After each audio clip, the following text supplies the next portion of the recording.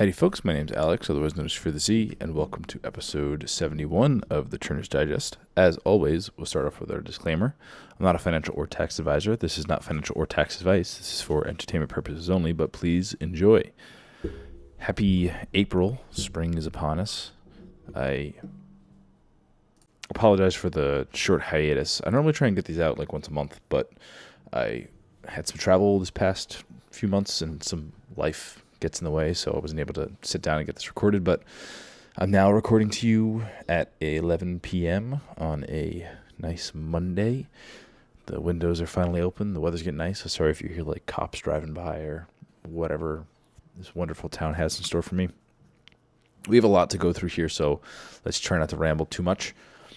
First off, wanted to say I'm still trying to have no filler words. I know that I've received some DMs from some users sharing that there's some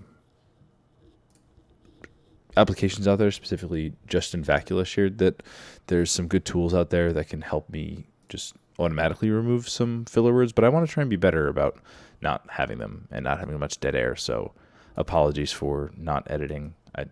Something about it, I just don't want to modify it. I don't know. I'm stubborn, I guess. Next, we have the Podcast Applicator app. So if you need a link to go watch the podcast or listen to the podcast, there's a whole bunch of different sites it's on. If you want, you can support me on Patreon, patreon.com/Turner Digest. We have a few different tiers there. You can join our Discord, become a member of the Cleed tier, what have you. Shout out Heavy Lemon. They did the intro music as well as the outro music, and they're working on some music as well. Their new singer. And shout out to the Cleed tier, which includes Kung Fuer, Cleed, Dion, Erica, Shu Hui, Rob, Desi, Stan, and welcome Jeff to the Cleed tier. Thank you very much for contributions. I went through and audited the Cleed tier. I didn't realize there were some people in there that had since either changed their subscriptions or left, so I've removed them. So if I did that by mistake, please reach out to me, but that's who's currently active. And also welcome to Jefferson, who joined the Patreon and the Discord. Also, I've been receiving a few emails that people have been using my current bank, my current referral, which I think is $200 for y'all and maybe $200 or $100 for me, $100 for you when you do 2 direct deposits, $200. It tells me it's in progress, and then I guess eventually I'll get the bonus, but I haven't seen it just yet. But thank you for my referral. All right, right into credit card worlds. We have a whole bunch going on. I also have a trip report to report back. I took a trip to the Midwest, landed in Denver, Colorado, went to Flagstaff to go to the Grand Canyon, stayed in Sedona as well, and then flew out of Phoenix. So if you're interested in that, that'll be towards the end of the episode, so stay tuned for that. First off, I tried to break these into different categories, specifically within the cards, so apologies if it's a bit all over the place, but I tried. First off, we have the Commodity AAA Daily Advantage and Travel Advantage credit cards have an update shared by Dr. Credit. Readers received an email today indicating that discount stores, supply stores, and convenience stores were no longer qualified for the 5% grocery category. Apparently, people are using this at certain Walmart stores, which coded as grocery, and those might now get excluded. Changes go into effect May 15th of this year. So just keep that in mind. Next, the Fidelity card no longer uses hard pulls for credit limit increases. This is super nice. I personally leave my credit bureaus frozen at all times, so if I ever try and do something, I have to manually unfreeze it so I know when something's going to ding my credit, and I suggest you doing that too. It's free to freeze your credit. You can do it through Experian, Equifax, and TransUnion through their various sites. I think it's Experian that they try and get you to sign up for their subscription, but you don't have to do that. It's fully free to freeze it. So might as well freeze it and just unfreeze it when you need it, or thaw it, as they call it, for a little scheduled unfreeze. Next, into American Express world, we have a whole bunch going on with them. So American Express pauses transfers to ANA until March 2nd. As you can see, this is pretty outdated. Official statement from American Express is this was routine maintenance. There were no changes to the membership rewards program, and point transfer to ANA will be available again on March 3rd. So nothing burger, sorry for that. Next is increased sign-on bonuses on American Express, Marriott, Brilliant, Bevy, and business cards. So this includes a 200,000 points offer after you spend $6,000 in the first 6 months on your Marriott Bonvoy Brilliant card, which is a $650 annual fee. There's also 175 points when you spend $3,000 in the first 6 months on the Bonvoy Bevy card, which is a $250 fee. Then 3 fee net award after spending $6,000 in addition to 2 free nights after an additional $3,000 in spend in the first 6 months on your Marriott Bonvoy Bevy card. Marriott Bonvoy Business Card, which has a $125 annual fee, and free night certificates good on properties up to 50,000 points per night. The personal cards are only offered through May 13, 2026, unknown for the business offer. According to Doctor of Credit, they are adding this to their list of best business offers. I don't know how this ranks up in compared to other offers that have been out there in the past. Let me see if I can do some quick digging. Doing some quick searching. It seems like these are pretty much all-time highs. So if you're in the market for a new card, go for it. Next, we have American Express adds new restrictive language to Marriott cards. So how fitting. Looks like yesterday, which was March 13th, we saw American Express increasing the sign-up bonuses on Marriott cards. The new language on the personal cards state that, let me just see if I can read this without, let me get a summary here. Basically, there's now exclusive language for sign-up bonuses between the American Express cards and the Chase cards. So actually, I'm not super exposed to the Marriott world, but it seems like both Chase and American Express offer Marriott cards, so you won't be able to dip on both of them. Specifically, they call out the JP Morgan Chase, Ritz-Carlton Rewards card, specifically just that card. Oh, and also the Marriott Bonvoy Bountiful credit card from Chase. There's a whole bunch of them. So you can't overlap in both. So you have to either pick between Chase and American Express on these cards, but the business card terms seem to be the same. Next, American Express Graphite Business Cash Unlimited card has been announced, which is a new card that's out there for us. The card has a $1,500 sign-up bonus after you spend $50,000 in your first 6 months, $25 annual fee, not waived for the first year. Earns 2% back on all purchases and 5% back on flights and prepaid hotel bookings through American Express Travel Online. There's also some people who are targeted for $2,000 bonus instead of the $1,500 bonus via incognito or referral links. So your amount may vary. Dr. Credit says, I don't see any use case where actually keeping this card behind the first year makes any sense. I either suspect it's targeted towards businesses with a larger amount of credit card spend that just want to set and forget with these purchases, but still earn a high rate and have some cash flow flexibility. I would agree. That makes sense to me, especially with the high annual fee. There's other annual fee cards that earn 2%, such as the Chase Ink Premier, which has a $195 annual fee and 2.5% cash back on purchases above $5,000, and the Capital One Spark Cash gets 2% on purchases and a $95 annual fee. So American Express is going into this field. They have this like prestige that businesses seem to be sought after, and all the like business bros oogle over American Express cards. The amount of platinum cards I see out in the wild is kind of astonishing. Every time I see that, I'm like, there's no way you're getting more than $900 worth of value for that card, considering I am a pretty massive maximizer and I still just about squeak even on the 900. Next, there was a new wave of American Express shutdown. So if you were involved in that, then sorry to hear it. Reason says cause seems to be similar to last time, with people participating in resale buying group targeted specifically with international spend. There's some links on Doctor of Credit that go to U.S. card forums as well as Reddit. Next, American Express business card changes issuers from, Amazon business card changes issuers from American Express to U.S. Bank. This is super interesting to see. Normally, when these card issuers have partnerships with large retailers such as American Express, American Express and Amazon, for example, they negotiate lower interchange fees because they're having such large volumes. They're like, hey, we know we're going to give you millions and billions of dollars of transactions, cut us a slack on some interchange, so you'll be our exclusive partner for business cards, but you'll give us a break on some transactions that are made with your cards, give us a better VIG, so you'll make a little bit less, but you'll get a lot more throughput. Amazon announced today that their Amazon business card will be changing away from American Express issuer. Going forward, it'll be issued by U.S. Bank. Existing American Express Amazon business card holders will have their cards changed over to U.S. Bank starting August 14th, 2026. The new card will run on the MasterCard network. Next, American Express Centurion Lounge updates.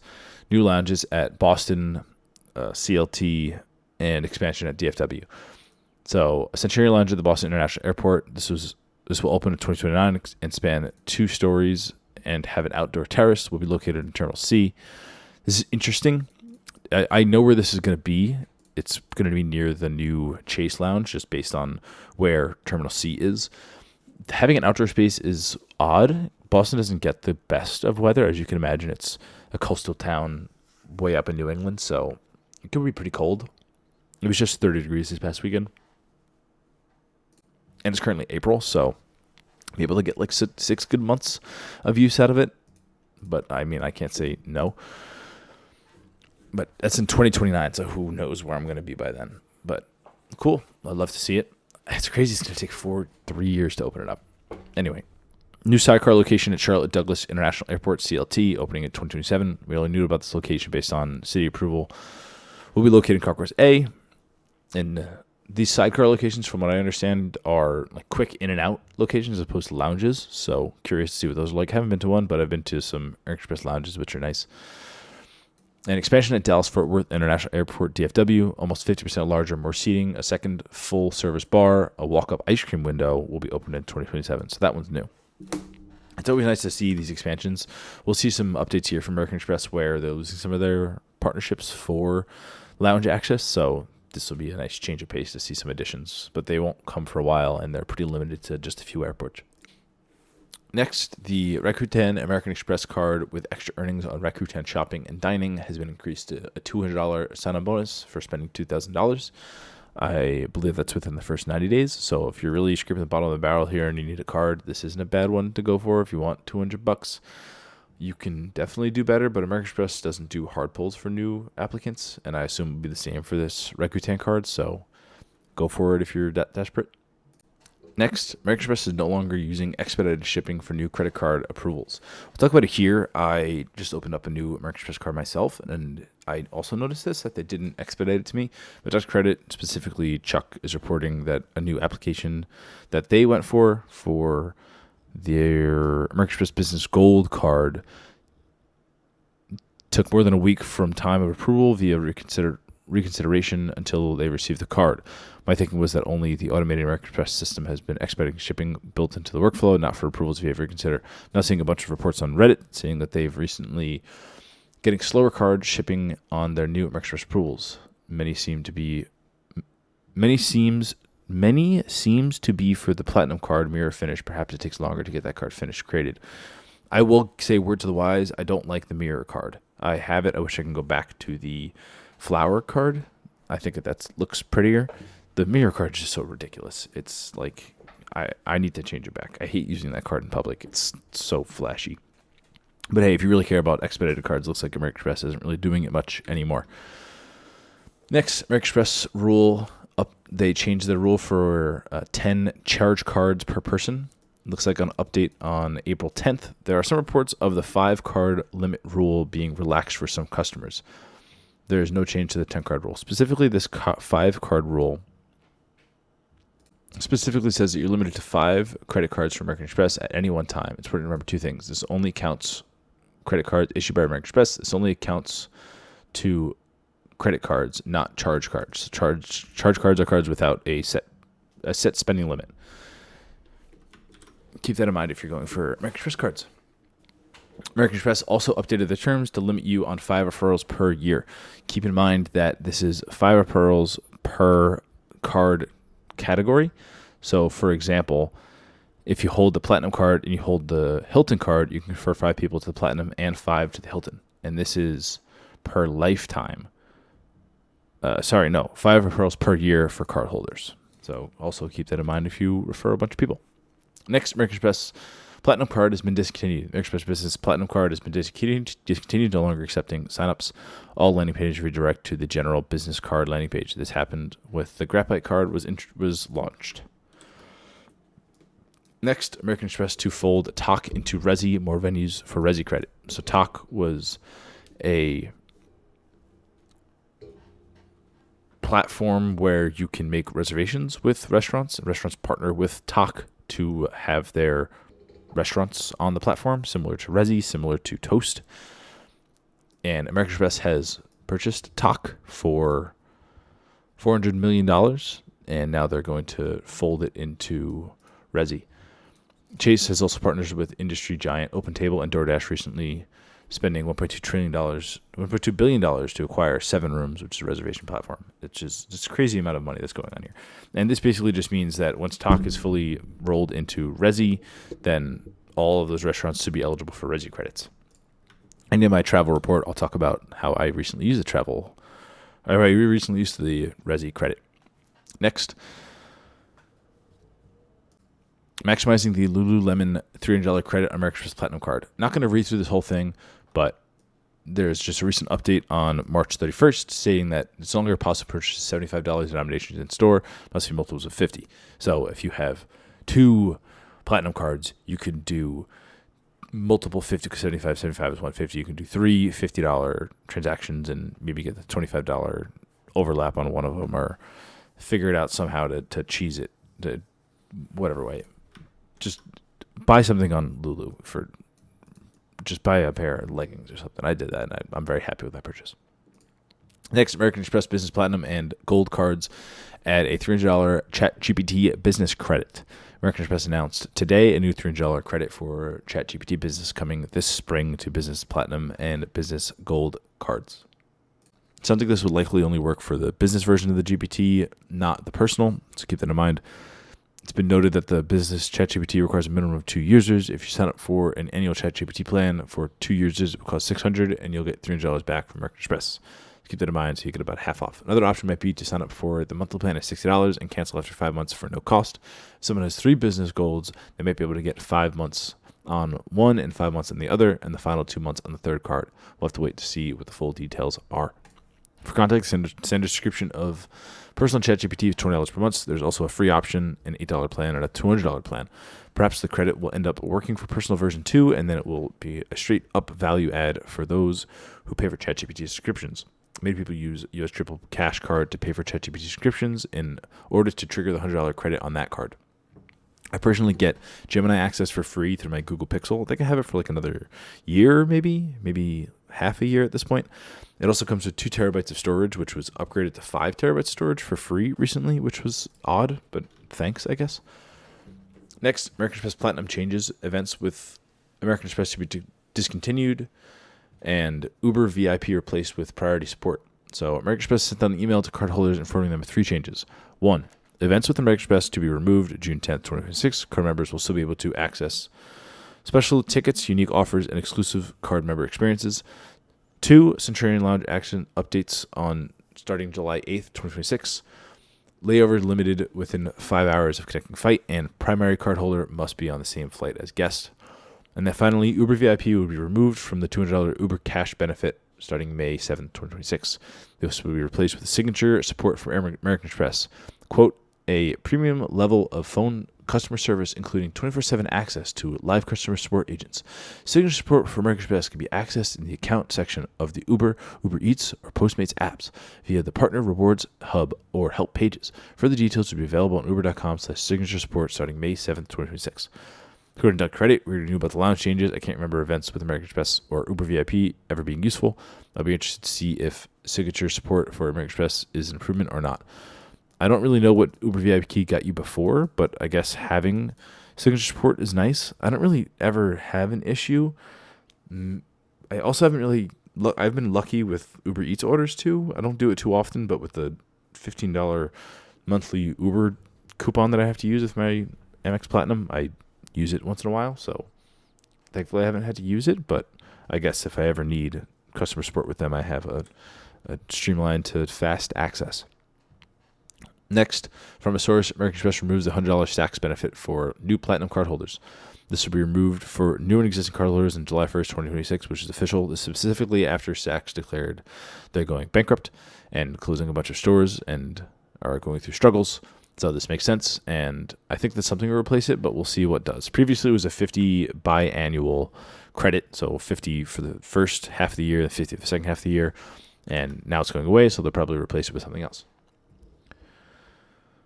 Next, I wanted to say that I made a purchase for Rag & Bone. There was an Amex offer for, I think, spend like 200 and get 75 back. No, spend 250 and get 75 back. And there was also an offer or a good deal on a jacket from Rag & Bone, a leather jacket that was posted on our Frugal Male Fashion, which I frequent. And it was like a $600 jacket. It was reduced to $280. And with the Amex offer, it brought it to $200. I was like, damn, that's close to 60% off for a nice Rag & Bone 100% full grain leather jacket. Received it, and it was way smaller than the sizing chart had described on Rag & Bone. So I chatted with customer support for about a week, actually. The way that Rag & Bone deals with their customer support is they give you a new agent every time you chat with them, so they lost all context. So I have to look back and like re-investigate every single time, and they didn't have like a history to converse with me with. It was via email. It was super frustrating. And finally, they originally told me, we're so sorry, we'll issue you a refund. And I was like, okay, cool. I don't have to send anything back. They'll just send me a refund. And I was like, hey, where's the refund? And they said, we never received your product. And I was like, you never sent me a return label or any way of returning it. So after just back and forth, they finally allowed me to return it. I mailed it to them, and I got my credit back to my account. But once that went back, American Express matches your purchase merchant description as well as the purchase price for a Amex offer, and if you get refunded for the exact amount, they will claw back the offer that they gave you. So the $75 was given to me and then deducted back away from me when I received that refund from Rag & Bone. So just a word of caution. If you can somehow change your dollar amount for the transaction, then I believe it would work to keep the offer, but I wouldn't be able to do that because I'm actually fully returning something. But if you have a way of somehow modifying the transaction to change the refund amount, then that might allow you to keep the credit. Next, hat tip to Gavin. I've been recently using, I think it's called Use My Credits. Use My Credits. Use My Credits. American Express. Use Your Credits. UseYourCredits.com, which has a map for Resy. It could show me where Resy works, whether it works for Resy gift cards. There's some places where you can purchase a gift card on restaurants' websites and it'll trigger the Resy credit, or just use the Resy your card organically in the store and you'll get a refund in your statement. But Gavin on the Discord shared with me that there is something called nextcard.com. And they have an aggregation of a whole bunch of different programs, such as Boat Rewards, Rakuten Dining, Rewards Network, Chase Sapphire Reserve Dining Credit, Amex Resy Credit, In Kind, Blackbird, a bunch of other ones I've never heard of. So this is a lot easier for me, and I have to check on In Kind, check on Resy. It's all within one map, so I figured I'd share that with you. As always, the links are in the show notes, and thanks, Gavin, for submitting that. And the final thing for American Express, before I talk about my application, American Express launches Platinum member airfares. American Express has launched Platinum member airfares. This offer reduces fares for personal and business Platinum card holders across 30 airlines. For what I can tell, this is just a combination of international airline program and recommended flights program. Looks like kind of a nothing burger here. Platinum member airline offers Save for You and 7 companions on select tickets with partnering airlines on designated flights when booked through American Express Travel. Also, the Amex Travel Portal is one of the worst I've ever used, so keep that in mind if you're considering it. So, speaking of my application, I knew that I had a large tax payment coming through, about $3,000, and I had a large Airbnb purchase. I'm organizing a bachelor party for a friend, and that'll be about $2,000, so right there is $2,500. And I was like, what card can I go for? And I saw the American Express Delta cards had some good sign-on bonuses, and I was going for a business card specifically because I'm not looking for another ding on my personal, and I hopefully won't get in pop-up jail. And I went to apply for the American Express Delta Platinum, didn't get the pop-up, applied as the business for my sole proprietorship specifically for this podcast, and got approved. The sign-on bonus was spend $8,000 in 6 months and get 10,000 points. Currently, I've maxed out my credit limit of $5,000, so I think I'll hit this $8K no problem. I bought my taxes. I didn't even buy the Airbnb yet, but I did purchase a bunch of stuff for the trip that I just took. And again, stay tuned for the end of the episode for that. But now I have that card in my collection as well. So another shameless plug for my collection of cards. If you have any cards that I'm missing, please submit them. Next, there's been some updates to Capital One moving their cards over to the Discover network. Specifically, there was an update on March 4th stating that some people are seeing the Safer Card applications being advertised on Discover while others seeing MasterCard. It appears to be a staged rollout or in the process of getting updated. And then on March 5th, Dr. Credit shared that in a statement to the street, Capital One confirmed that they have started putting new customer cards on the Discover network. Again, premium cards, business cards, and co-branded cards are not affected at this time. Here's a statement. Quote, "We've started originating select Capital One credit card accounts on Capital One's Discover network. This is an important step forward in our journey to continue offering compelling products to customers while accelerating scale and investing in Discover network and enhancing competition in the global payments industry. As we continue to integrate Discover with Capital One, we remain focused on delivering long-term value to customers, merchants, and small businesses." I mean, yeah, that's a PR response. They are doing it, and keep that in mind. There are some small nuances to keep in mind here. Some things that I called out include a comment thread here saying maybe it can be dual network, like how some Chinese cards use UnionPay and MasterCard and Visa card or American Express. Chuck replied, "Right, I was a little surprised to see PDF links that only for Discover network, not for the cards." Some other members commented saying that, I don't know what AIUI means. What does AIUI mean?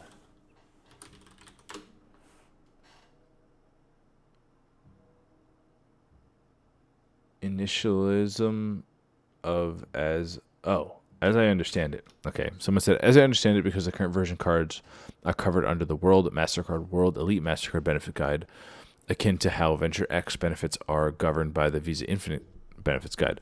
I guess owning the network allows them to more easily precisely offer benefits based on card brand rather than merely network tier."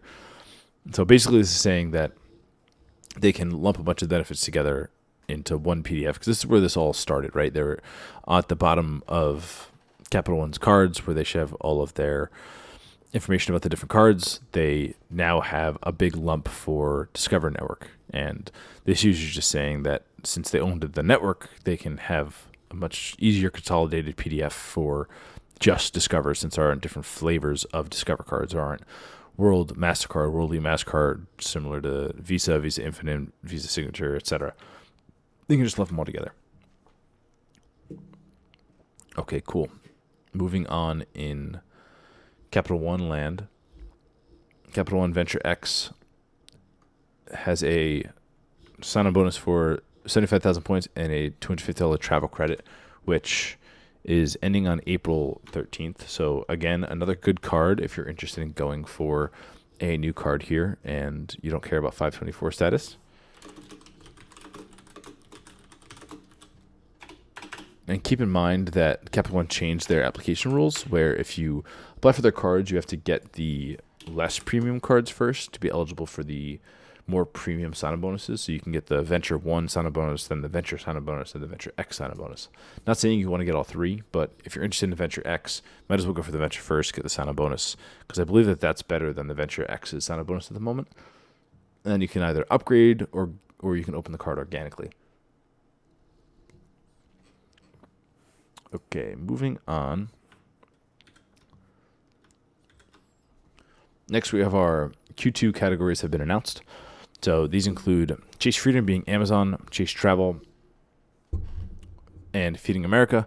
And keep in mind that Chase Travel is actually 9x back, because for the Freedom Flex specifically, you already earned 4x on Chase Travel, and then this rotational 5% additional is really an extra 4%, because you get a 1% base. You get the 1% base plus the 4% on Chase Travel, and then another 4% for the quarterly category, making it 9% total, which is pretty great. Next, Discover is at restaurants at home improvement, so I'll be using Discover as my restaurant card this quarter. City Dividend is grocery and city travel, which again, I wish I had that card. US Bank, Elon, select categories is still the same categories. They have not changed. US Bank Shopper also hasn't changed. Bank of America Customized Cash Rewards also has not changed. The Nassau Federal Credit Union card has 5% categories, which are for wholesale, discount, home, and more. And there's been an update there that it's for purchases up to $1,875 per quarter, as opposed to I don't know what it was specifically before, but it apparently has increased. Next, Langley Federal Credit Union is various, which includes automotive services, dining, and Amazon. Huntington Business Voice has some categories and then a whole bunch more, including Redstone Federal Credit Union, which this category is picking one of dining, travel, Amazon, and more. And I believe dining is the option for one of the options for this quarter, which is kind of just a tease because it used to be always dining, and now you have to elect dining for your particular quarter. But speaking of the quarterly categories, I shared my tracker, which keeps all of the Discover categories and counts them for each of the quarters. So for Q2, normally we see restaurants. That's the second highest behind gas station and wholesale clubs. We also normally see home improvement. So just interesting to keep that in track. And I know that Happy P2 used to keep updated a Chase tracker, which was the same, but for Chase. And I'm not seeing them do that anymore, so I might have to start keeping that myself.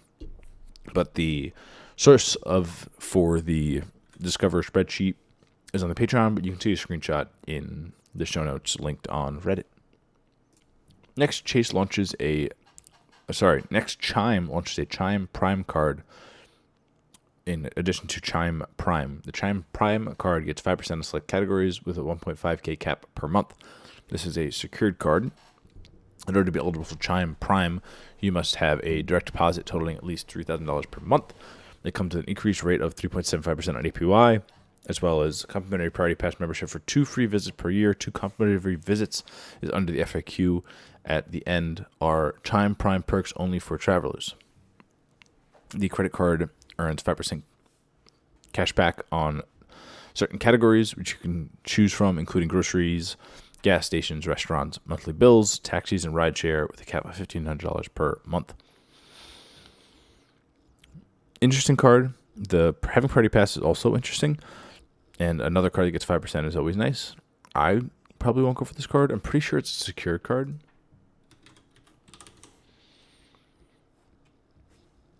Chime card is a secure credit card. Yep. So they hold money on your behalf, but it's nice to lock the money away at 3.75%, which isn't a bad rate.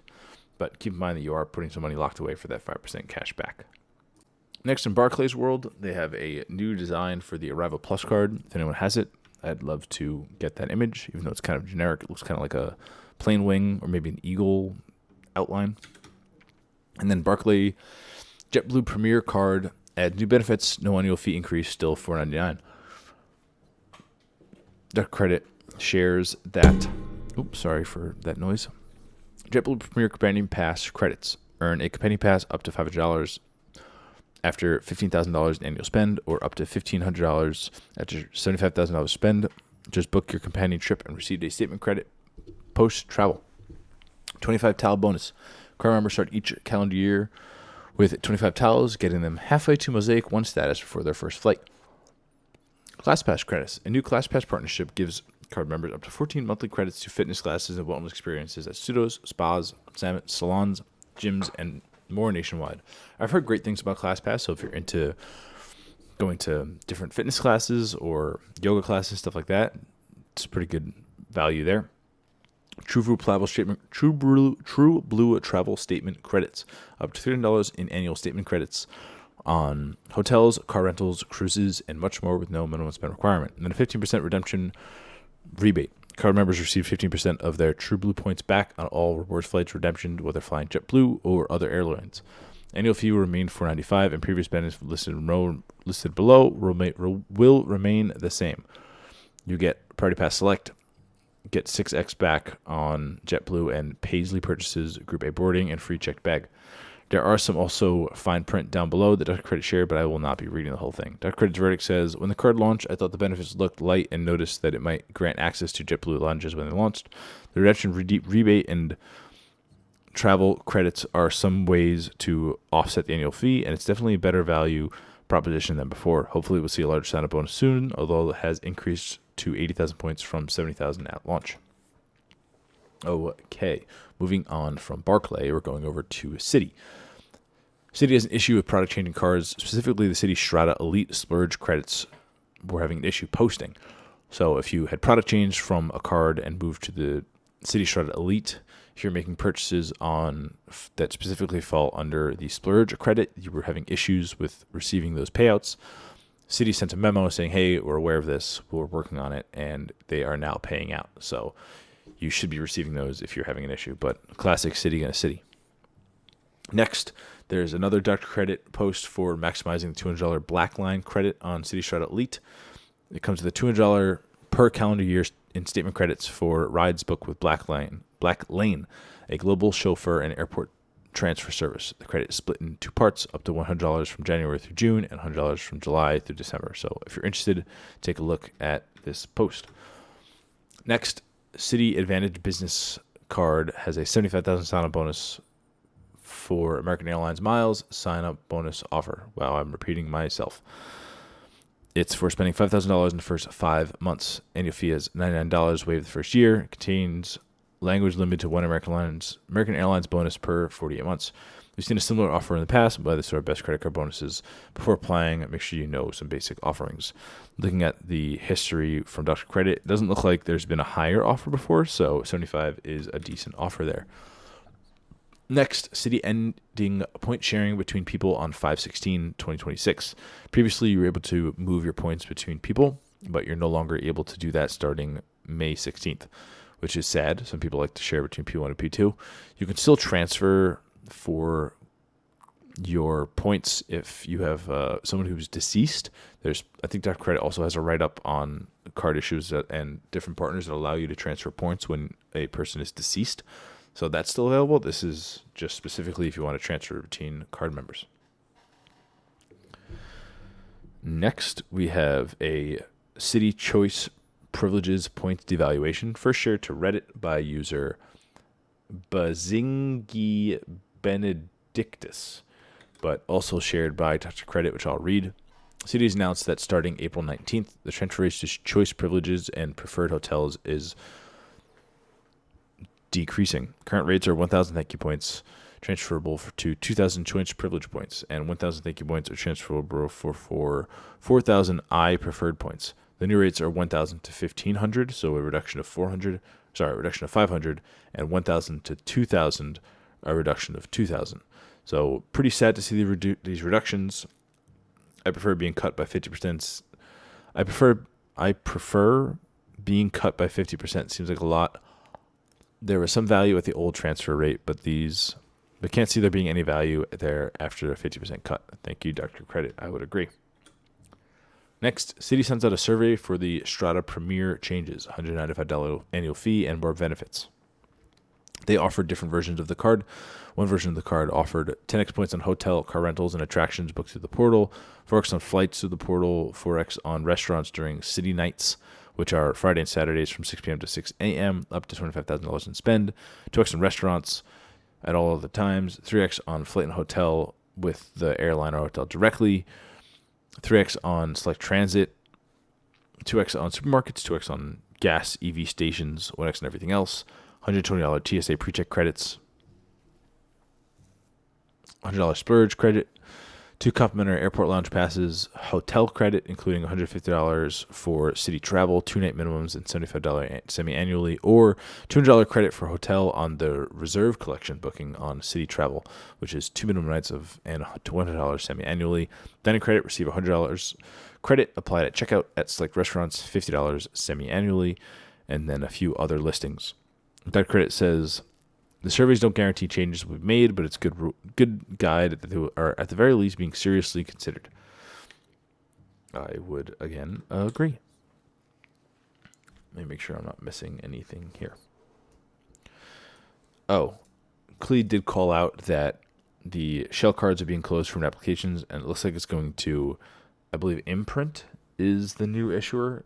A lot of people are moving over to Imprint. I'm assuming they're cheaper in some way. So keep an eye out for that. Next, Wells Fargo is offering online requests for credit limit increases when previously you would have to call, I assume. Keep in mind that it will be a hard pull and they'll let you know, but they are allowing you to do it online, which is nice. Next, First Bank Shop Your Way Rewards opens applications again with a tiny $100 bonus. So this was another partnership with Shop Your Way for Citi branded cards. for the City Sears Shop Your Way cards. And we haven't seen the generous spending bonuses for the First Bank versions of the Shop Your Way, but maybe that'll come in the future, but I won't hold my breath. All right, next. So pretty big news. Robinhood announced a Robinhood Platinum card.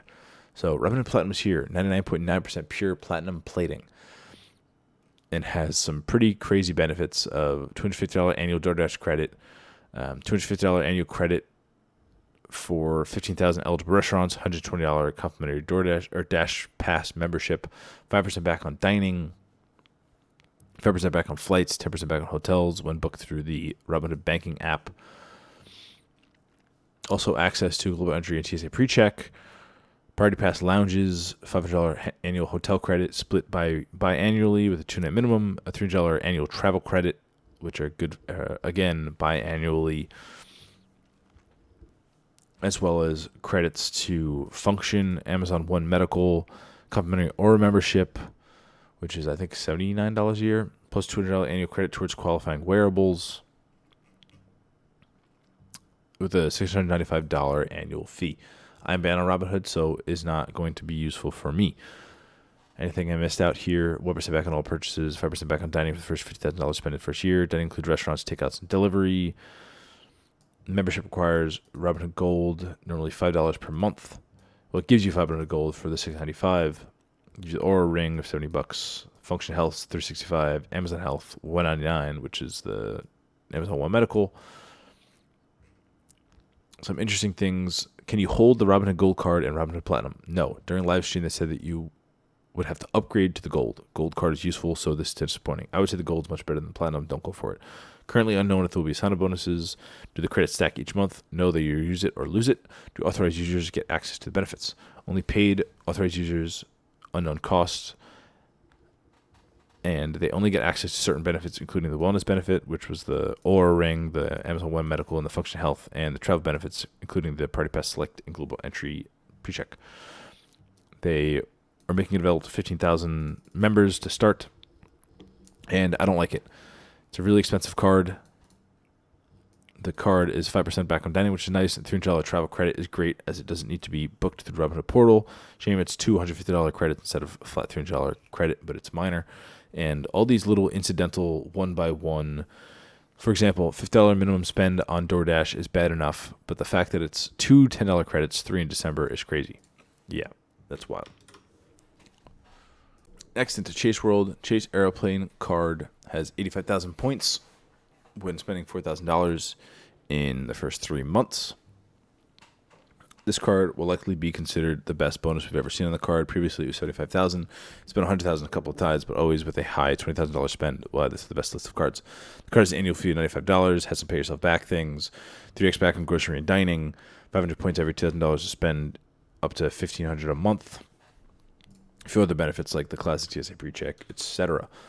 Next, Chase World of Hyatt Business Card has 80,000 points for spending $10,000 in the first 3 months. Has a $199 annual fee, which is not waived. 4x points on Hyatt, 2x points on top 3 categories, which could be dining, shopping, airline tickets, local transit and commuting, social media, and search engine advertising, car rental agencies, gas stations, internet cable and phone services, and a few other benefits.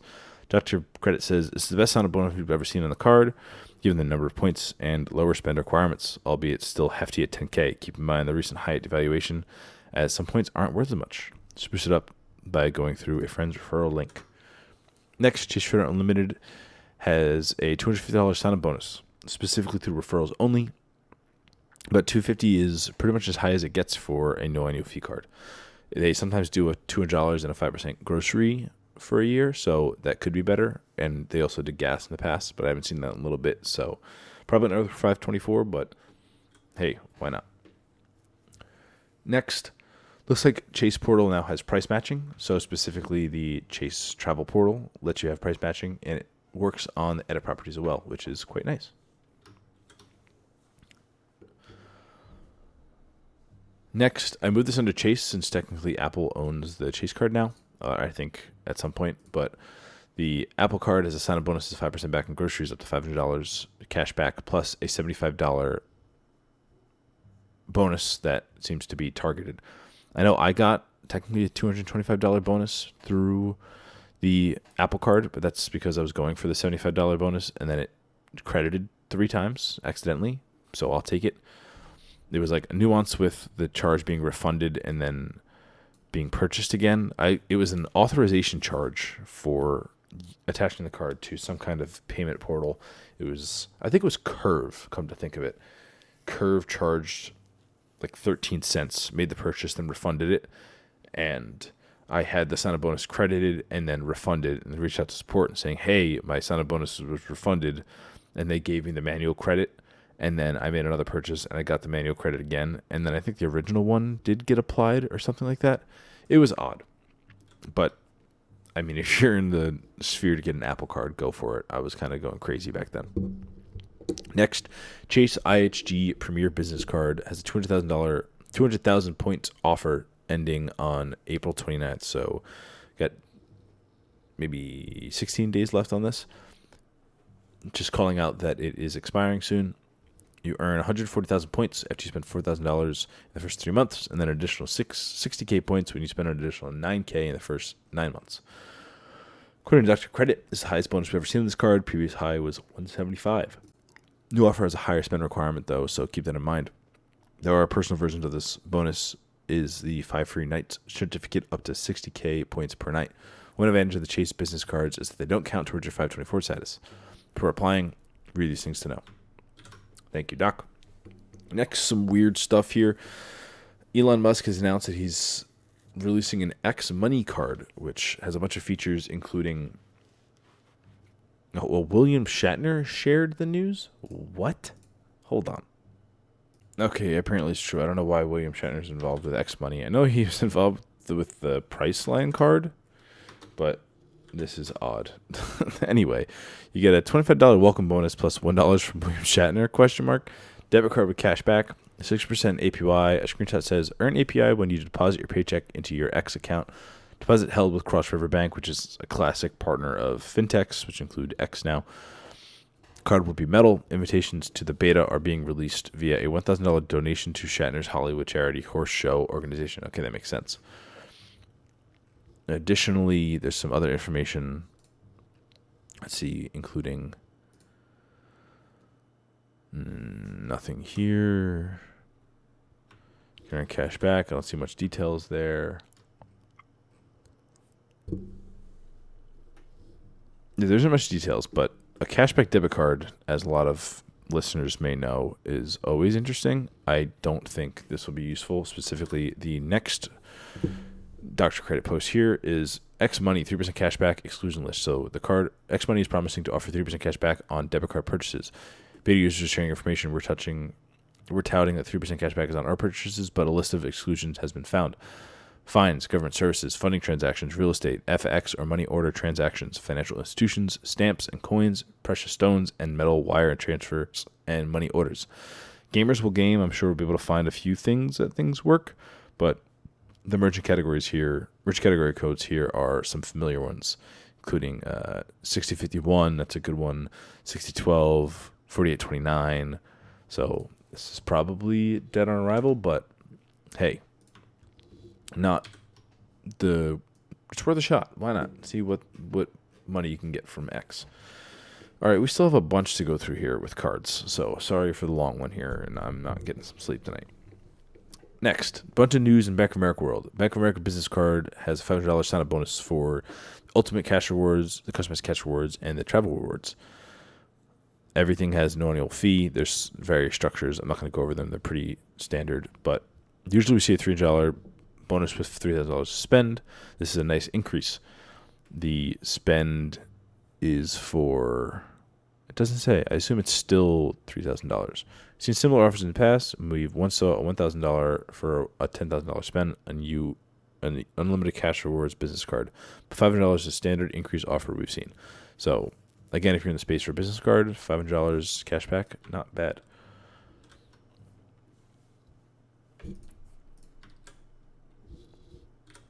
Next, Bank of America to make changes to the travel portal, which will allow you to book past 12/31/2026 it was not possible before. Currently, travel for all new travel reservations must conclude no later than December 31st, 2026, preparing for a new and improved travel experience coming in the second quarter of this year.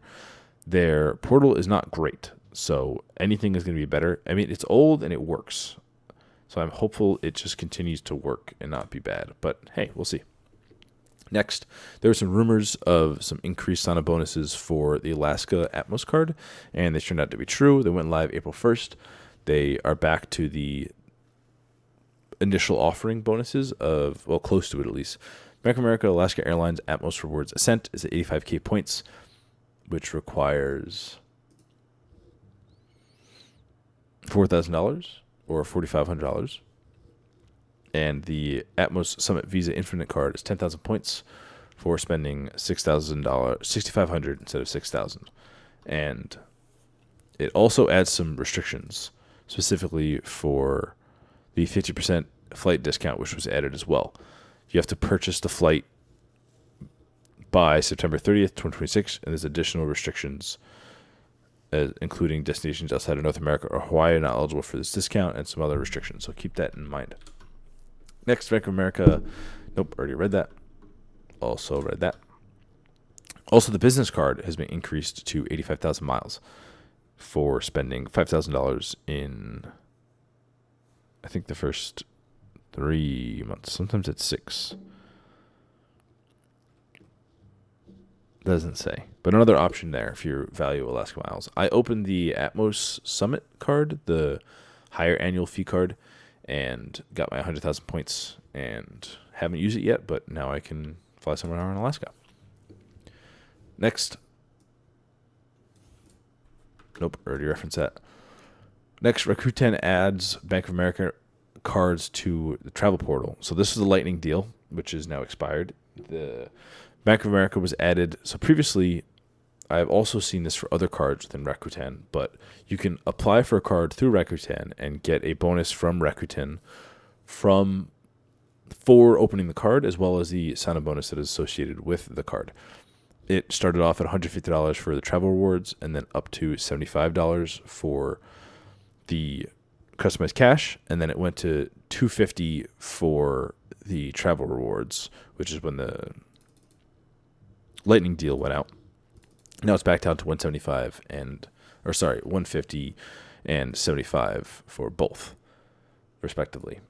So this was good for a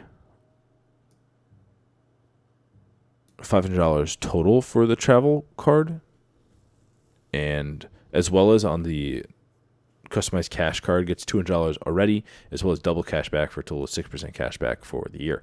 It's pretty great offerings from Bank of America. They've been doing some nice things recently, and it's interesting they're starting to pay attention to their card products, specifically after they neuter the premium rewards statuses. So, funny how that works. Next in Bank of America land, I'm not seeing this, but some people are seeing referrals from Bank of America, so keep that in mind. This user is reporting that it's $100 with a $500 cap, and it's not available for Premium Rewards or Premium Rewards Elite, but it's working for customized cash, it seems like, so keep an eye on that. Next is a new card that was released. It is the Golf card, which is 20,000 points bonus plus 1,100 credits, which Dr. Credit is deeming as worthless. So it includes things like 10x points with a partner, 3x points on all golf, 2x on dining and travel, 1x everything else, $250 random golf club credit of $150 off of an event, 2 times $50 off of a ticket, $200 travel credit, $200 golf traveler credit, $75 Supreme golf credit, and $6 monthly credits, $100 Pioneer golf credit. That credit shared. Thought this might be interesting at first glance, but seems like the more I looked at the credits, the more I realized this is really nothing worth pursuing due to how difficult they would be to use. I'm curious who issues this. The golf card. They're on a wait list. Does it say $250 annual fee? Yep, $250 annual fee. It's on MasterCard. It's issued by High Note, issued by Celtic Bank pursuant to the MasterCard International Corporation. Interesting. I'm not familiar with Celtic Bank or Celtic Bank, but it's a miss from me. Next, over in Cardless and Built World, Built sent a response to the whole 0.2% fiasco for foreign transaction fees, and they're saying that it was a mistake, and they started refunding the foreign transaction fees for anyone who was charged. So that's good. Good job, Built and Cardless. Shouldn't have been a thing in the first place, but who cares? It was originally found out by a user on Reddit by the name of Fox4, Falx4, Falx4. And they did a pretty great breakdown of how the the foreign transaction fees were being calculated. So you can go read that if you'd like, but essentially they were not calculating foreign transaction fees correctly, and it was 0.2%. So, oopsies.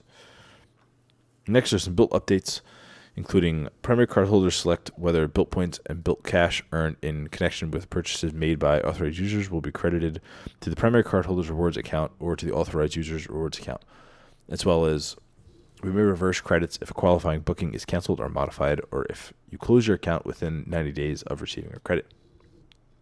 That seems fair to me.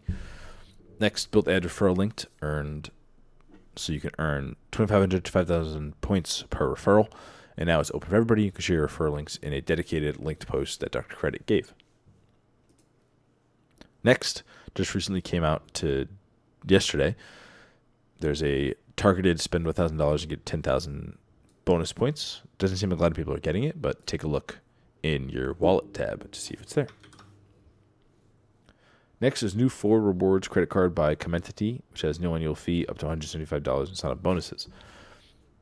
It includes 0.5 cent per point towards service purchase at participating Ford dealerships, 1,500 Ford Rewards points after making any purchase on the card, worth $75 towards your Ford purchase or service, $100 after making $1,500 purchase in 90 days. You also earn 16x on Ford purchases like 6% back in reward value. 10x is the regular from Ford Rewards, and with the card, you get an extra 6. 6x points, like 3% back in rewards on purchases at grocery stores, restaurants, and gas stations, EV charging stations, and auto insurance, tolls, and parking. 2x, like 1% back in reward value everywhere else. Card gives potential silver or blue tier reward status for Ford, which gets you bonus points earned and Visa reward signature. Nothing really interesting here, according to Dr. Credit. Next, into Synchrony World. The Synchrony Virgin Red card has 75,000 points plus $100 sign-up bonus when you spend $4,000 in the first 3 months.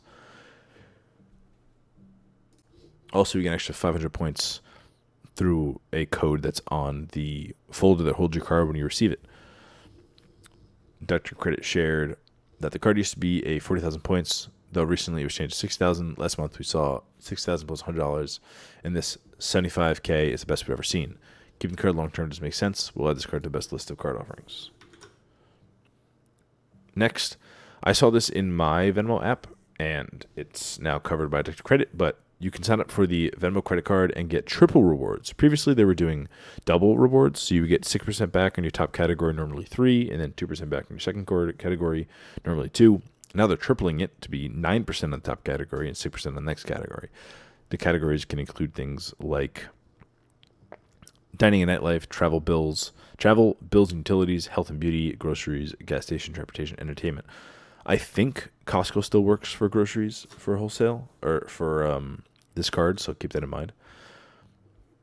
Next, PayPal is removing the redeem for cashback option for PayPal reward redemptions, which stinks. You now can just do charity donation, gift cards via Honey extension, and PayPal checkout only valid on some purchases. So you can pay for things with your PayPal points. This was useful for things like the PayPal debit card, which got 5% back on categories, and now those points have to be used some other way. You used to be able to just get it for cash. Now they're trying to pay less and get some deals and make you redeem for gift cards or something. Next, FutureCard shutting down. Well, FutureCard sent a message out saying that they're transitioning to a new banking partner, but that means that they're shutting down their whole account. Basically, you can't use the card anymore. I felt it was pretty poorly handled. They told us to withdraw our funds from the account. They did pay out the rewards in full automatically as cash, which was nice, but they told us to clear out the account, so I transferred out my account. like I made an ACH transfer out to bring the account balance to zero, and then I forgot that there's auto top-ups, and it immediately topped up my account again through ACH. So I had to wait a few days for it to clear out, for it to come back, and then I had to clear it out again, which is sad to see. I was using this for 10% back on Acadia purchases. I think it's Acadia, which was a solar farm, but then my solar farm got moved to Neighborhood Solar, which wasn't working, which just earned 5% back on debit card purchases at Future Card. But then Future Card was offering higher elevated cash back for purchases made at health conscious and environmentally conscious stores, and that was pretty broad, and they started buttoning that up. Like Life Alive here in Boston was good for it to get 5% back, and then they took that away. So I guess sad to see it go. They earned good APY, and it was a debit card that earned cash back, which had its benefits, but that's gone now, which is sad. Next, some other Dot Credit just has a post for some rumored new cards that are coming out in 2026, launched, announced, and rumored. New cards include the Chase Disney Inspire card, the Wells Fargo Autograph Journey, Current Max, which is current, but they're offering a $10 monthly subscription, and you can get your grocery spend up to 3x back on their debit card. Spirit debit card, again, not a credit card. American Express Graphite Business Cash Unlimited, which we talked about already, and then American Express Bank of America Royal Caribbean credit card that really seemed to be useful. Announced cards including Robinhood Platinum, X, and Chime Prime, and then rumor card includes Chase Hyatt Premium card, Barclays Samsung card, American Express Ultra Premium Delta. Rumors were shared by somebody that has some reliable information in the past but hasn't heard anything since. The Citi Strata Premier, American Express Bonvoy Brilliant Business, Chase Premium Airplane Card, Citi American Airlines Business, American Express Business Gold, Chase Southwest, Discover It, again, not really a new card, but it's possibly changes are made to the card with Capital One Takeover. Capital One Saver X has been rumored for a long time, but I don't think we have seen anything to suggest it will actually launch. Expect Capital One has a lot going on with the Discover acquisition.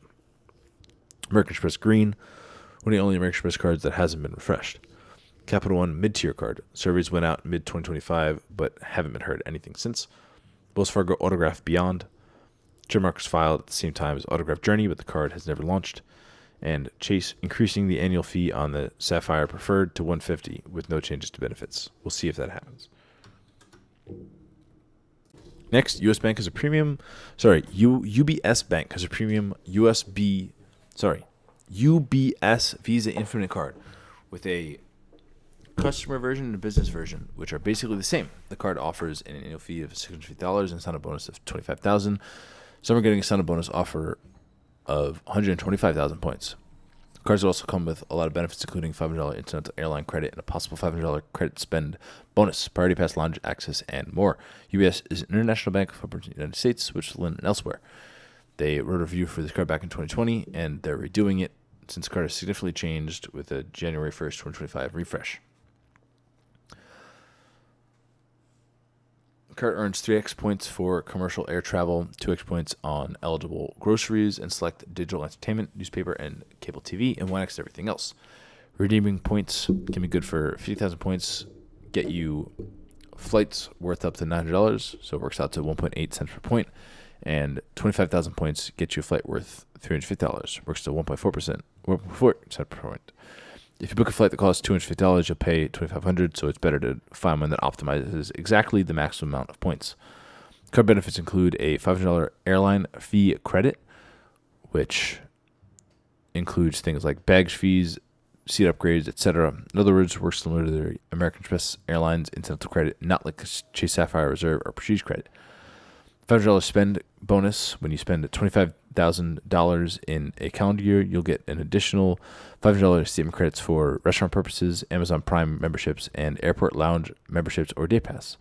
Credit must be claimed in the online login. It's not automatic. Credit must be claimed each year and does not roll over.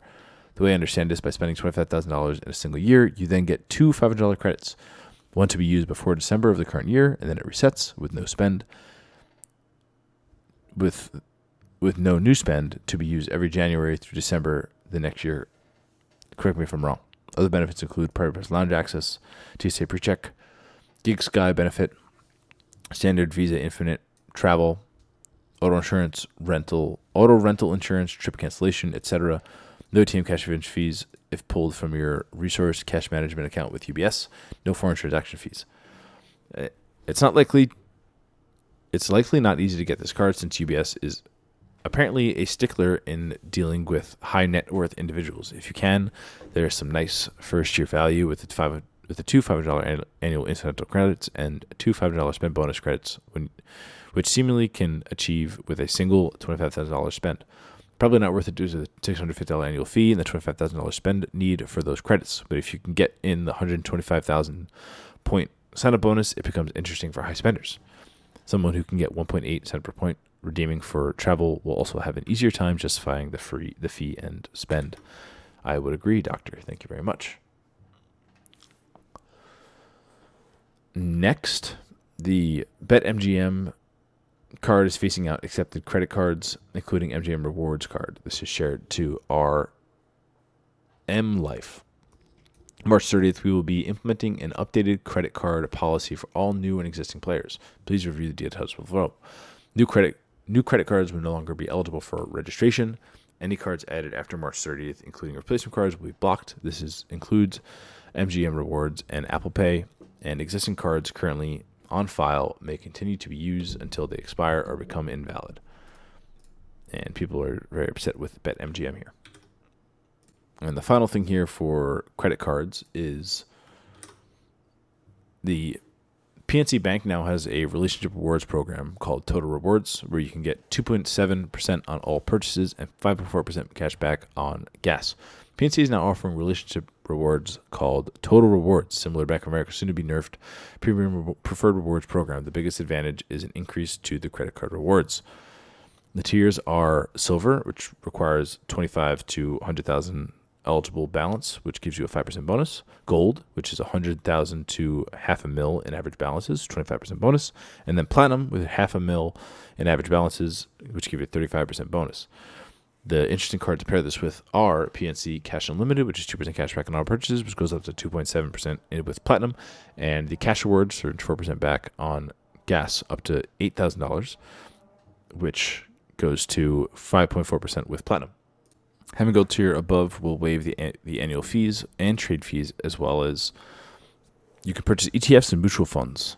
There is a $125 closeout fee. Some other stacks you should be aware of are some checking bonuses and some business checking bonuses. So this is a good option for those people trying to find some new place to go. It does require $500,000, but it's better than $1 million, which Bank of America was. So I don't plan on jumping ship to go over there, but hey, some people might find it valuable. All right, over to bank bonuses. We have a Wells Fargo $400 checking bonus, which is available nationwide, extended until March 19th. It requires a direct deposit of $1,000 or more into the new checking account within 90 days. Next, we have True North Bank, which is a $300 checking bonus, which does not require direct deposit, but it's limited to Massachusetts, Connecticut, Rhode Island, and New Hampshire. It's the new bank of Abington Bank and North Shore Bank. The requirements are $150 in promotional offer with having $1,000 in aggregate direct deposits posted to the account, or enrolling in e-statements and conducting a minimum of $25 of point-of-sale debit card transactions of $10 or more within 90 days. And then an additional $150 will be given out when the account's been open for 12 months and has been enrolled in e-statements and is an active direct deposit within the last statement cycles, or if the account is still enrolled in e-statements and has an active debit card, which is defined as 5 point-of-sale transactions of $10 or more in the account within the last statement cycle. No monthly fees to make note of. Next, Basque Bank has 1,500 American Airlines savings bonus for holding $50,000 for 180 days. That's kind of a lot. Consecutive days for the first 210 days following the initial account deposit. Account doesn't seem to earn any interest, but earns 1.75 American Airlines miles per $1 annually. If you put $15,000 in an account, yielding 4% APY, which is the lowest current best bank rate, you'll earn $1,000. This bonus, you need to earn 1,500 miles from the bonus and another $43,750 points from the standard earning rate. You'll need to value miles at close to 2 cents each for this to be worth it over a traditional savings account. We won't add this to our best bank account bonuses. And I'm curious if you'll get a 1099 of any sort for that, since you're not getting cash, you're getting American Airlines points. But you didn't do any spend, so I don't know. Next, Visions Federal Credit Union has a $500 checking bonus, which has been increased from $300. It's for New York, New Jersey, and Pennsylvania exclusively. You cannot have a prior Visions relationship whatsoever, and I previously had a account with them. This requires a direct deposit of $500 or more within 90 days. For $200 for a $1,000 direct deposit, $300 for a $3,000 direct deposit, $500 for a $5,000 direct deposit within 90 days. My data points for this include opening the account on January 15th of 2024. I did a real direct deposit of $50.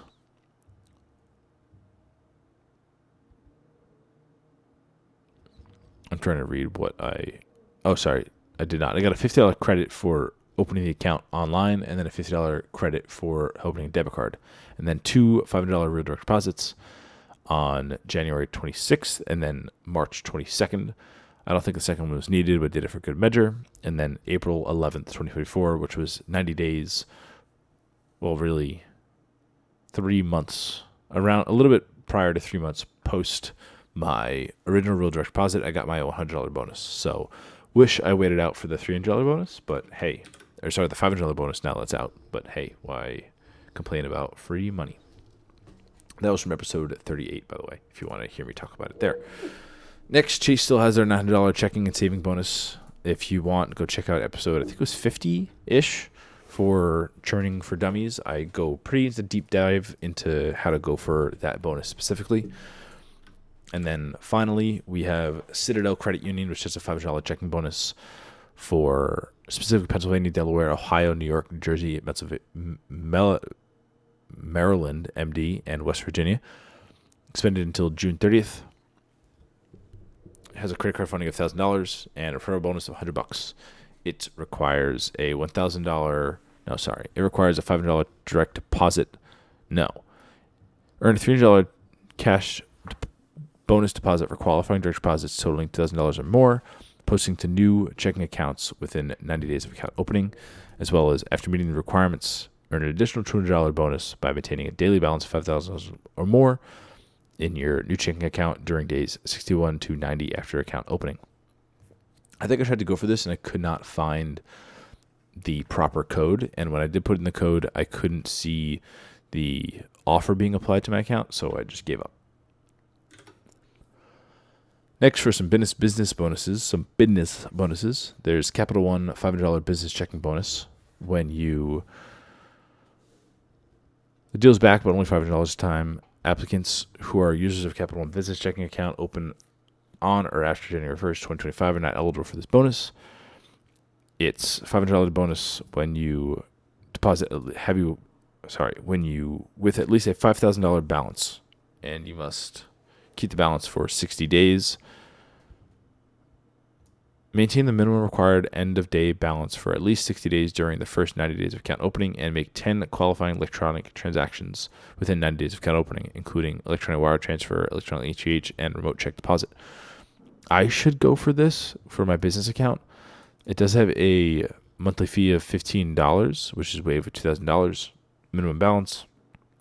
Previously, there was a $600 bonus, but required $10,000. I think this $500 is significantly better, as you're only tying up $5,000 for the two tiers. If you put the money in, there isn't a second tier in this one. Both bonuses worth doing, but really $500 bonus provides outsized value. I would agree. And then also in business bonus, Live Oak Bank now has a business bonus, which requires you to deposit $5,000 by April 30th, and also open a funding account by April 30th, and then maintain it for 90 days. It does earn, I think, decent interest on the account. It earns 2.8% and requires a $5,000 deposit. So if you hold it for about 100 days, it works out to be a return of about 14.6% annualized, which is also pretty good. There is a Business Essential has a $10,000 fee, which is waived with $1,000 average daily balance, which you'll be meeting by having $5,000. So again, something I should go for my business account. Next, for brokerage bonuses, Ally has joined the IRA match category, where you have the chance to earn extra money for retirement when you open and fund your first IRA. Using this email, open your first Ally Invest self-directed IRA between March 31st and July 31st and fund it by December 31st to earn 3.5% contribution match. And there's some terms listed in the show notes. Do keep in mind that I think this is targeted, so it might not be available for you. And then Dr. Credit also shared their best brokerage bonuses if you're interested. Moving on to our free category of class action lawsuits. There is a class action lawsuit against Google. There isn't any place to claim just yet, but I think I received something in my email and I gave them my PayPal for them to pay out to. Next is also a Juul Labs antitrust litigation. If you ever purchased a Juul product, you may be eligible for compensation as well. Due date for that is June 13th. And then finally, just saw that Comcast has a data breach for a class action settlement, and there isn't much information for this just yet. It looks like you need to submit a claim by August, and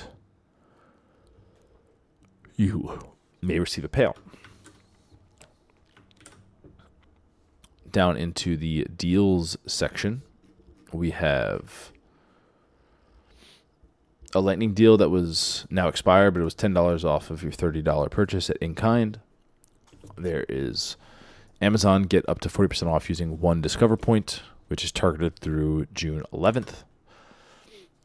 There was a lightning deal to save on some Amazon gift cards, which I don't think are working anymore. Let me take a quick link.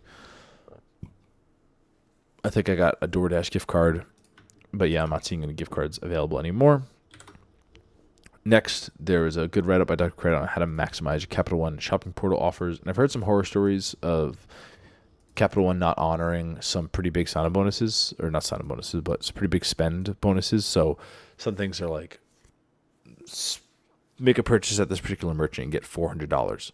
And Capital One doesn't track. They don't want to pay it out. And they say they'll give you $250 as a courtesy credit and won't give you any more. So keep that in mind, that you may not get your money all the way back. Next, there was another lightning deal for 15x back in CVS points, 15x back on Rakuten for a CVS purchase. Sorry, let me take that back. 15x back on Capital One shopping when you make a CVS purchase in store. I went and bought a gift card, I think an Uber gift card, which tracked perfectly fine. And then also a lightning deal, which has since expired, of 15% off of Lyft, up to $10 with code ChaseFreedom50. A lot of lightning deals here. Again, you get access to them by joining the Patreon as little as $1 a month. And then hat tip to Gavin on the Discord. They shared specifically around Starbucks. If anyone's interested in some Starbucks maximizations, their recommendation was to redeem your stars at the airport because Starbucks gouges patrons for cash prices, but stars are worth the same rate. Additionally, Dr. Credit made some good posts on how to currently save some money on fuel because prices at the pump in America are going very high at the moment. And just shared by Dr. Credit, there's another in-kind offer of $20 off of $40 or more. Finally, we have the other category, which I forgot to open up in some tabs. So give me a second to open all of these, and then we'll talk about our trip, and then I can finally rest my voice. So first we have a World of Hyatt update where they've updated their charts. And they basically did a big devaluation, but don't want to call it a devaluation. I'll just read Dr. Credit's verdict. They say, this is a huge devaluation with the standard price increasing by 20 to 37.5% and a lot more room to move for properties without having to change category. Honestly, this seems like a way to stick it to their commitment to having award charts, but also have the ability to still do dynamic pricing. So keep in mind that any points that aren't considered cash back can always be devalued and worth less. And this was also covered by miles earn and burn and Hyatt themselves. Next, there's new ACH rules going into effect March 20th, 2026. Payroll description AI detection tools. NACHA, who are responsible for development, administration, and governance of ACH networks, are implementing new rules on March 20th, 2026. 2 sets of the rules are going into place. Specifically, company entry descriptions is more interesting from our perspective as it creates 2 new defined company entry points, payroll and purchase. They provide the following information regarding payroll. The rule established a new standard description of PPD credits for payments of wages, salaries, and similar types of compensation. The company entry description field must contain the description payroll. RDFIs that monitor inbound ACH credits will have better information regarding new or multiple payroll payments to an account. A standard description for payroll payments can help support RDFI logic to provide or supply early funds availability. The amendment is intended to reduce the incident of fraud involving payroll directions. This can make it harder to meet direct deposit requirements for bank account bonuses. We've had the same concerns when WACHA made changes to the way ACH transfers are coded in 2014, but nothing really eventuated from that. Even if these changes make it more difficult, we will just have to get more creative. You could still, in some places, I think like Current allows you to put a memo into your ACH transfer and you can just write the word payroll. I'm not sure if that's going to be blocked, but that's an opportunity there. So positive changes, flying Blue Miles update expiration policy for Air France and KLM. Flying Blue is simplifying their miles expiration policy starting May 4th, 2026. Going forward, any points activity will extend the validity of your miles balance for 24 months. No multiple expiration dates as in the past. Cool. Next, users shared that it's not possible to get 4.3% with Wealthfront. This was news to me, even though it got downvoted on our churning, but they added a direct deposit bonus with an investment account. So you get an additional, I think like 0.25% APY if you have a direct deposit and have any self-funding investing account, which is no fee. So I just bought like SP 500 within Wealthfront for $100, and I already have my direct deposit with them, and I instantly got an additional 0.25% in APY. And the rest comes from a referral, but that's pretty standard here. Next, again, Hilton has some devaluations of their highest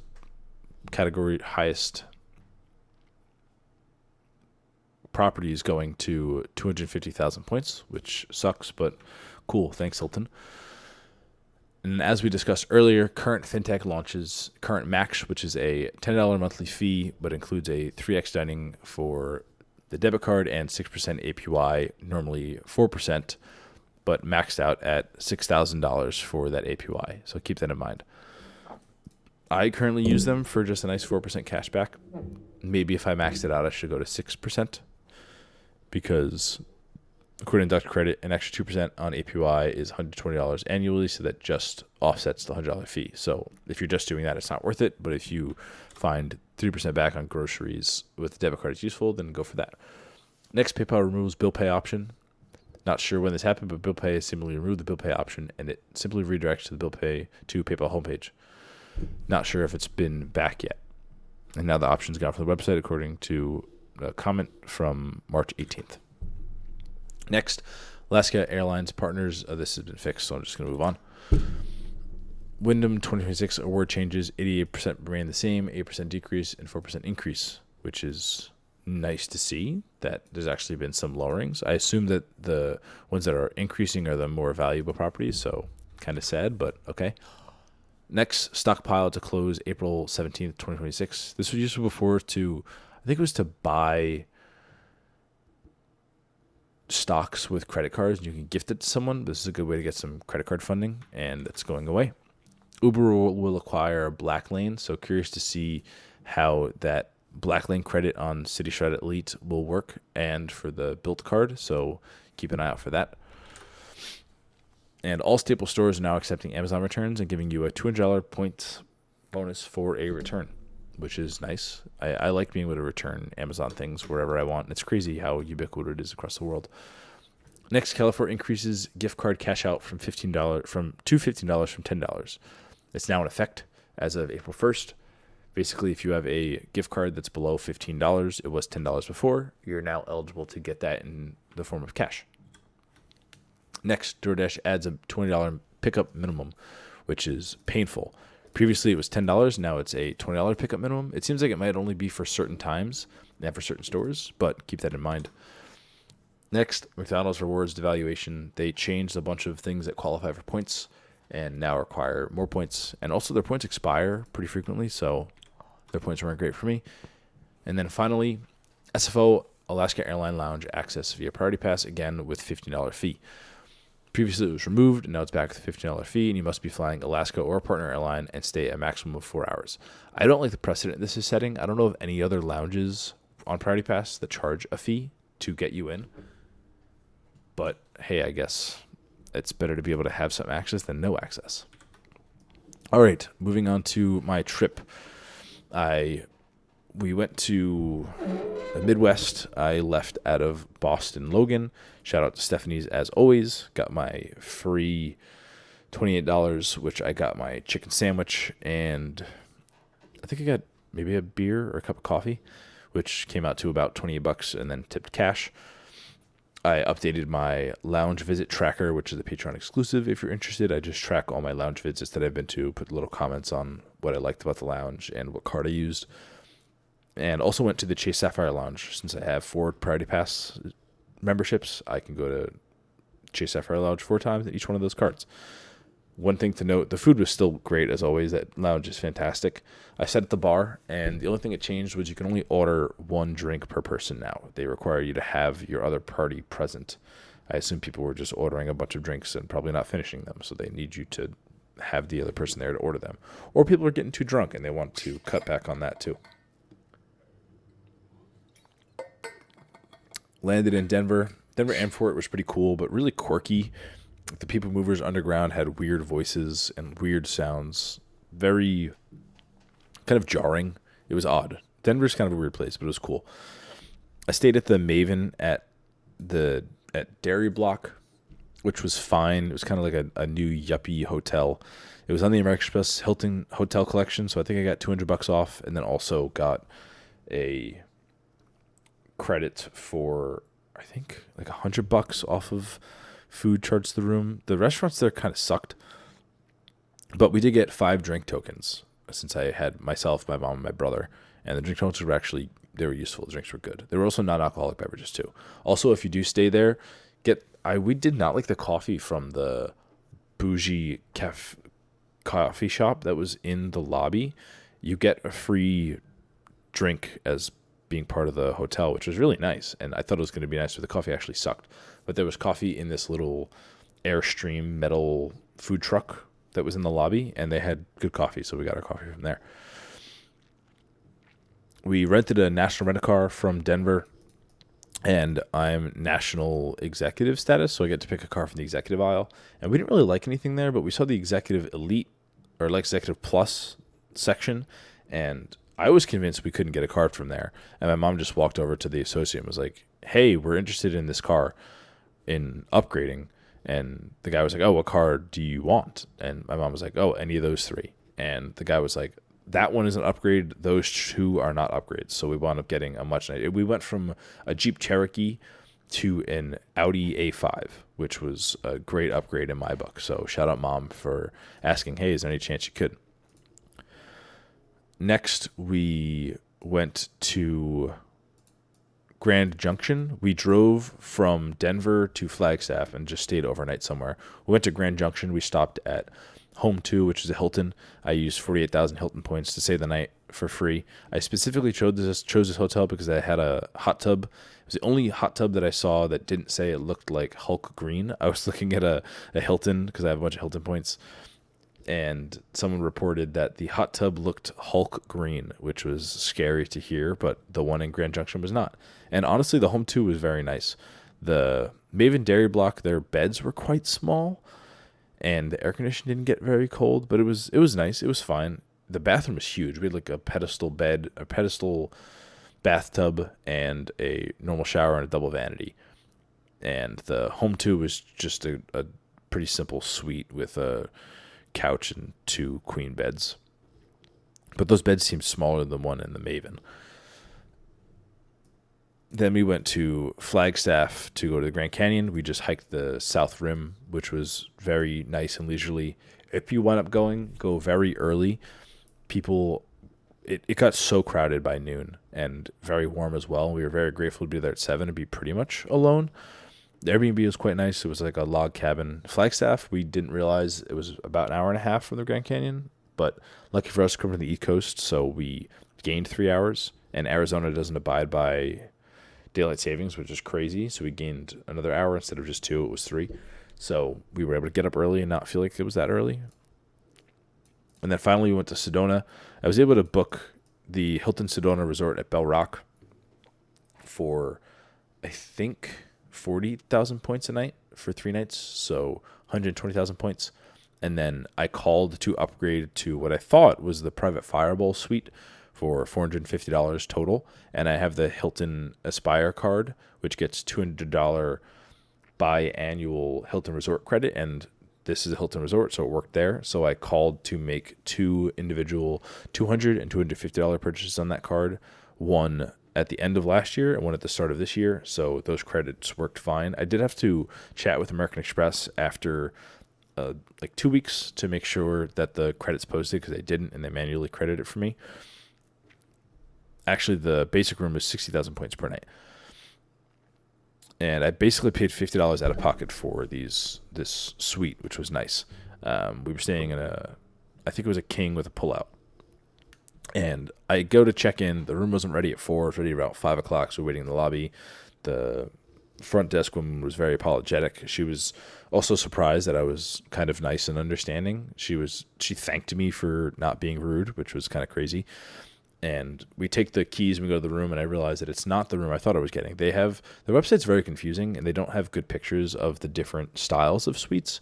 And we thought we were getting the private Fireball, which was an elevated room that had views of the Red Rock. But what we did get was a private fire pit with views of the parking lot. So I went back to the front desk and was like, hey, maybe there's some misunderstanding. I called ahead of time to upgrade our room, and this is the room we got. And the woman that I dealt with before was like, that's weird. This is the room that they chose for you. Do you know who you talked to? And I name dropped like Davis or something, and she like made a face. She's like, oh, Davis is the director of bookings for this hotel. And I was like, oh. She was like, I don't know what happened, but what I'll do is I'll refund you the $450 that you were charged, and I will allow you to either change to a 2-queen room or stay in the room that you're in. And she said the room that we have is quite nice, so to stay in there. So we stayed there. Honestly, the room was kind of underwhelming. The whole hotel was underwhelming. There was construction at 8 a.m. out front. They're like building another pool or something. The restaurants were not very good, but actually the burrata salad was quite yummy. And coffee was horrible the entire trip. Specifically at this hotel was really bad. The Diamond, $36 for breakfast, Hilton Diamond status, was quite nice. It worked anywhere on the hotel, and pretty much anything you charged the room would be charged back. We wound up getting coffees most morning, and they all sucked. And also the Starbucks that's there, like the cafe they have, is horrible. There's also Diamond parking with Hilton, but I'm pretty sure they don't validate that. I had to pay parking anyway. It was $25 a day, which doesn't work towards any of the credits that I have because it's charged to a third party. But there's a specific section for Hilton Diamond status, and I don't think they did any validation because I didn't check my hotel room or anything or give them a license plate number to associate with the car. And I can also report that the Hilton business card with American Express does credit the $60 quarterly charge for the restaurant at this hotel, or just this hotel in general. There's a big spreadsheet that's I found online that has a bunch of different data points on what works, and this does work. And something interesting happened as well. When I went to check out, I told them, hey, we charged ourselves the room, but I want to make sure that the $450 was refunded. He's like, oh, absolutely, sir. You have $280 going back as a refund to your card. And I was like, great, thank you. Flash forward to yesterday, I checked my card statement and I received a refund for $280 and a charge for $280. So I called them today and I'm like, hey, you're supposed to refund me $280, but you charged me $280 as well. She was like, oh, yeah, I see here there's a note that there was an error in charging you, so we refunded you. And I'm like, that's great, but you were supposed to refund me the $280 anyway. You've now just charged me and then refunded me, so now I'm net zero. So I know that I'm already getting a $400 credit because I got the Hilton Resort credits, but I did not get the room I wanted, so I still want my money back. And it's just eating away on my annual fee. And the annoying thing is that annual fee for that card just posted, and I have like 10 days for me to call American Express to cancel. So I have to really hope that the refund hits the card in time, because I can't cancel the card and they get the refund sent to that card, because I don't know what's going to happen. So I got to call them on Monday and then hopefully get the charge in time. Then finally, I left out of PHX. We drove from Sedona to PHX, dropped the car off, just flew out of PHX, didn't do anything in Phoenix. I visited the Delta Lounge there. I thought there was a restaurant that was available in that airport, but I must have looked wrong. I visited the Delta Lounge, I think it was in Terminal B, or between B and C. It was nice. It wasn't like a Chase Sapphire Lounge. It was below a Centurion Lounge, but above a regular The Lounge that Priority Pass has. The food was nice. It was a really big space. There was a bar. I don't think the alcohol was included, but it was nice to have a lounge access to sit for a few hours, because my family's flight was at 10 and I was at 1, so I had some time to kill. All right, as you can tell, my voice is dying. Hopefully I don't take as big as a hiatus, maybe sometime mid-May, but honestly the next month I have for work and personal stuff is incredibly busy, so hopefully I get something going on. As always, thank you very much for listening, and I hope you have a wonderful day. I'll talk to you later. Bye, y'all.